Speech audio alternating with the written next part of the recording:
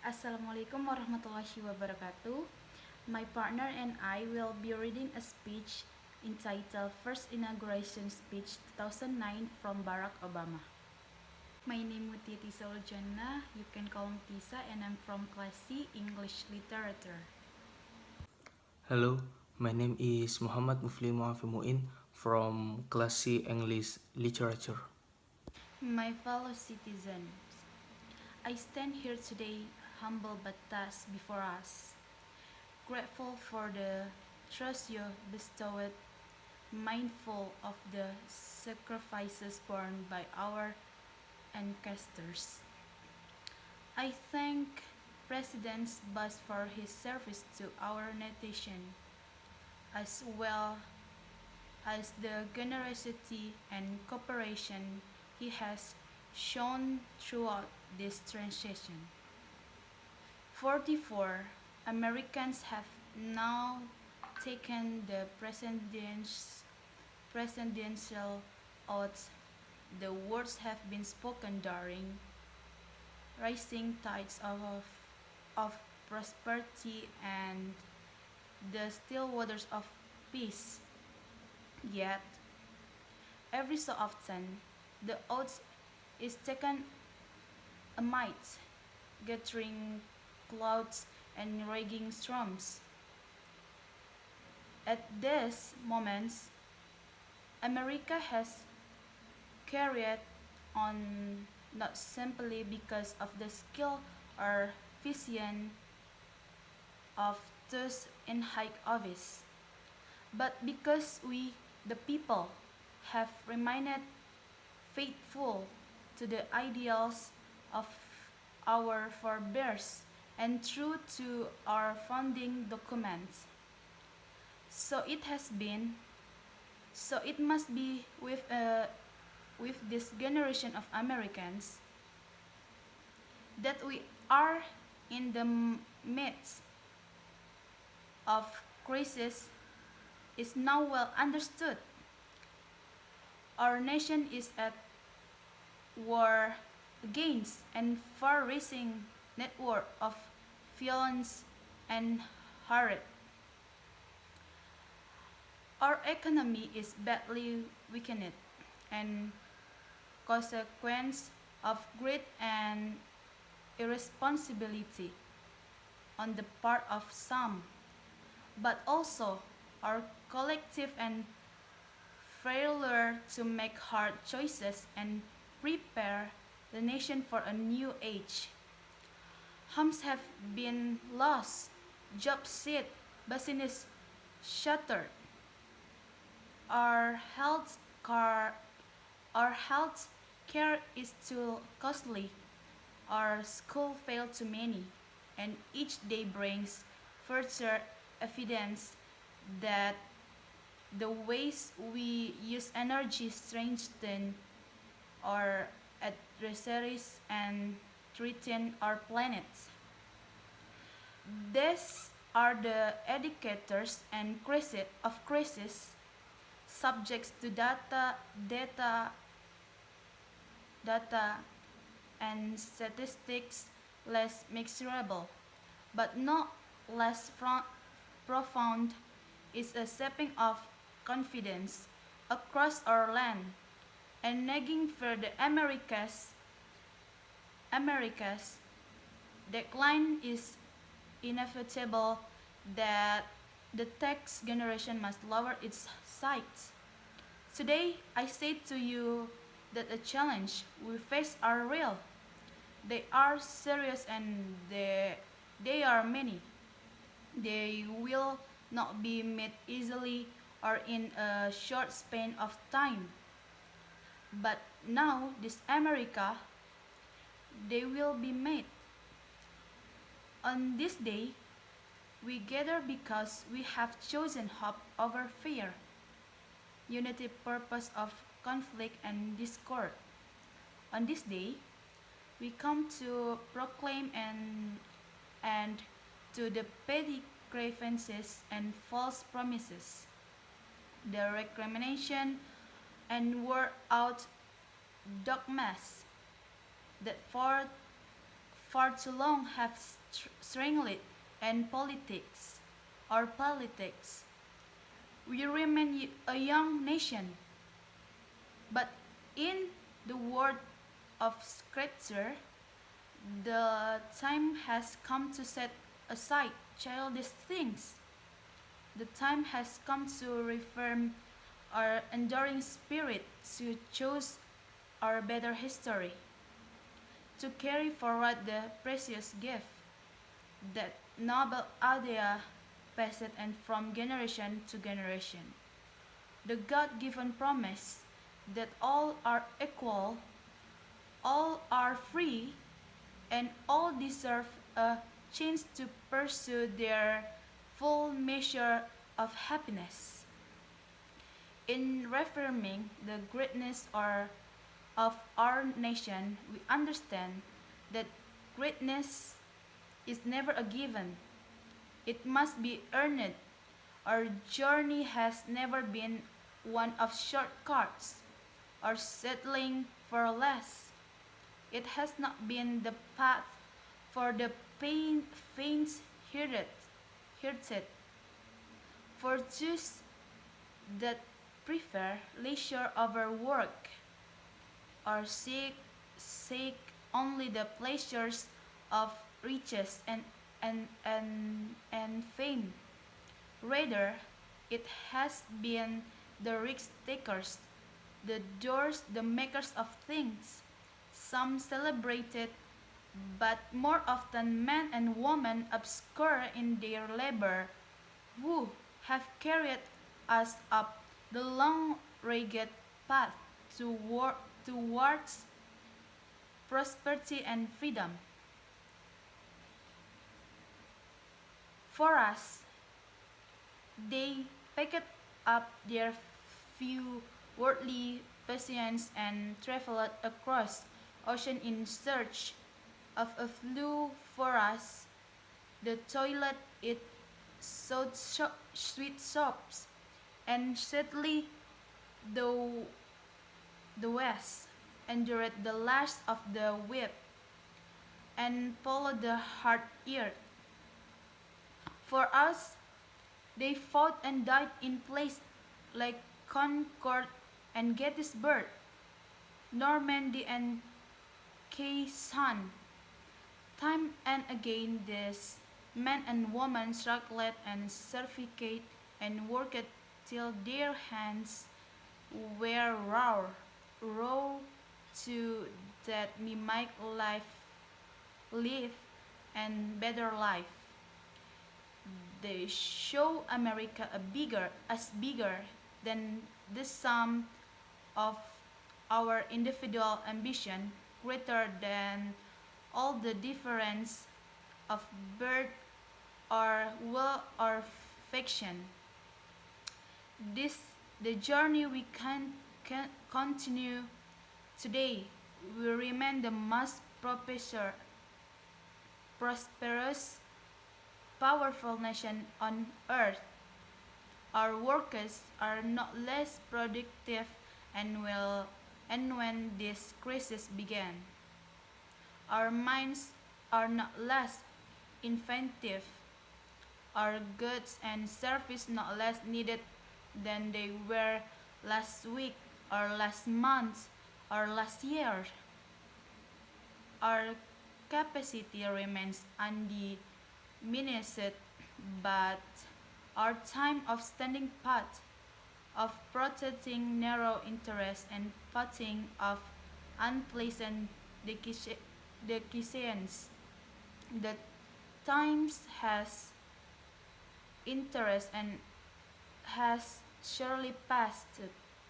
Starting today, we must pick ourselves up, dust ourselves off, and begin again the work of remaking America. For everywhere we look, there is work to be done.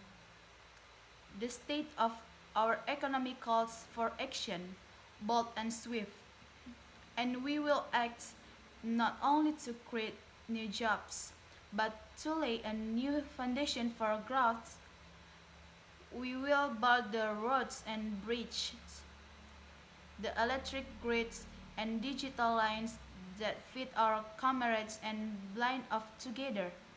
Will restore science to its rightful place, and will technologies wonder to raise health care's quality and lower its costs.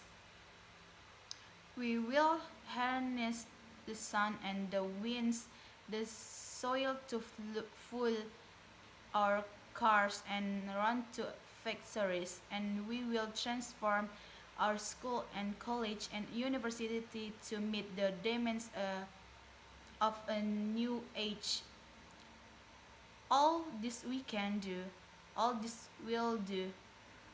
The question we ask today is not whether our government is too big or too small, but whether it works, whether it helps families find jobs and at a decent wage, care they can afford, and retirement that is dignified, where the answer is yes.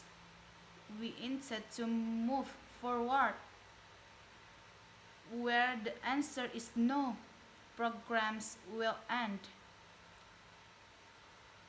and those of us that manage the public's dollars, will be held to account to spend while wisely, reform bad habits, and do our business in the light of day. Because only the can we res- restore restore the vital trust between a people and their governments. Nor is the question before us whether the market is a force for good or ill. Its power to generate wealth and expand freedom is unmatched, but this crisis had reminded us that without a watchful eye, the market, the market can spin out of control. The nation cannot prosper long when it fa- favors only the prosperous. The success of our economy has always depended not just on the size of our gross domestic products, but on the reach of our prosperity, on the ability to extend opportunity to every willing heart, not out of charity, but because it the surest road to our common good. As for our common defense, we reject as false and choice between our safety and our ideals. Our founding fathers,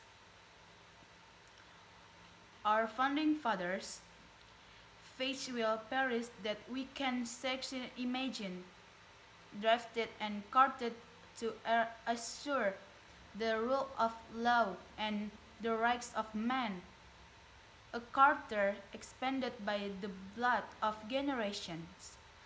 Those ideals still like the word, and we will not give them up to expedience sake. And so, to all the other peoples and governments who are watching today, from the grandest capitals to small village, where my father was born, no, the America is a friend of each nation, and every man, woman, and child who seeks an future of peace, of future of peace and dignity, and we are ready to lead once more. Truth emanates from the justness of our cause, the force of our example, the tempering qualities of humility and restraint. We are the keepers of this legacy. Guided by this principle one more, we can meet those new threats that demand even greater effort, even greater cooperation and understanding between nations. We will begin to responsibly leave Iraq to its people and forge a hard-earned peace in Afghanistan. With old friends and former foes, we'll work tirelessly to lessen the nuclear threat and roll back the specter of warning planet. We will not apologize for our way of life, nor will we waver in its defense. And for those who seek to advance their aims by inducing terror and sloughing in nonsense, we say to you now that our spirit is stronger and cannot be broken. You cannot outlast us, and we will defeat you. For we know that our patchwork heritage is a strength, not a weakness. We are a nation of Christians and Muslims, Jews and Hindus and non-believers. We are shaped by every language and culture down from every end of this earth. And because we have tasted the bitter sweet of civil war and segregation and emerged from the dark chapter stronger and more united, we cannot help but believe that the old hatred shall someday pass, that the lines of tribe shall soon dissolve, that as the world grows smaller, our common humanity shall reveal itself, and that America must play its role in ushering in a new era of purpose, of peace. To the Muslim world, we seek a new way forward, based on mutual interest and mutual respect. To those leaders around the globe who seek to sow conflict or blame their society's ills on the West, know that your people will judge you on what you can build, not what you destroy. To those who cling to power through corruption and deceit and the silencing of dissent, know that you are on the wrong side of history, but that we will extend a hand if you are willing to answer your first. To the people of poor nations, we pledge to work alongside you to make your farm flourish and let clean waters flow, to nourish starved bodies and feed hungry minds. And to those nations like ours that enjoy relative plenty, we say we can no longer afford indifference to the suffering outside our borders, nor can we consume the world's resource without regard to effect, for the world has changed and we must change with it. As we consider the role that unfolds before us, we remember with humble gratitude those brave Americans who at this very hour patrol far off deserts and distant mountains. They have something to tell us, just as the fallen heroes who lie in Arlington whisper through the ages. We honor them not only because they are guardians of our liberty, but because they embody the spirit of service, a willingness to find meaning in something greater than themselves. And yet at this moment, a moment that will define a generation, it is precisely the spirit that must inhabit us all. For as much as government can do and must do, it is ultimately the fight and determination of the American people upon which this nation relies. It is the kindness to take in a stranger when the leaves break, the selflessness of workers who would rather cut their hours than see a friend lose their job which see us through our darkest hours. It is the firefighter's courage to storm a stairwell filled with smoke, but also a parent's willingness to nurture a child that finally decides our fate. Our challenge might be new, the instruments with which we meet them may be new, but those values upon which our success depends, honesty and hard work, courage and fair play, tolerance and curiosity, loyalty and patriotism, these things are old, these things are true. They have been the quiet force of progress throughout our history. What is demanded then is a return to these truths. What is required of us now is a new era of responsibility, a recognition on the part of every American that we have duties to ourselves, our nation, and the world, duties that we do not grudgingly accept, but rather says gladly, firm in the knowledge that there is nothing so satisfying to the spirit, so divining of our character than giving our all to a difficult task. This is the price and the promise of citizenship. This is the source of our confidence, the knowledge that God calls on us to shape an uncertain destiny. This is the meaning of our liberty or our creed. Why men and women and children of every race and every faith can join in celebration across this magnificent mall, and why a man whose father less than 60 years ago might not have been served in a local restaurant can now stand before you to take a most sacred oath. So let us mark this day with remembrance of who we are and how far we have traveled. In the year of American's birth, in the coldest of months, a small band of patrols huddled by dying campfires on the shores of an icy river. The capital was abandoned. The enemy was advancing. The snow was stained with blood. At the moment when the outcome of our revolution was most in doubt, the father of our nation ordered these words to be read to the people.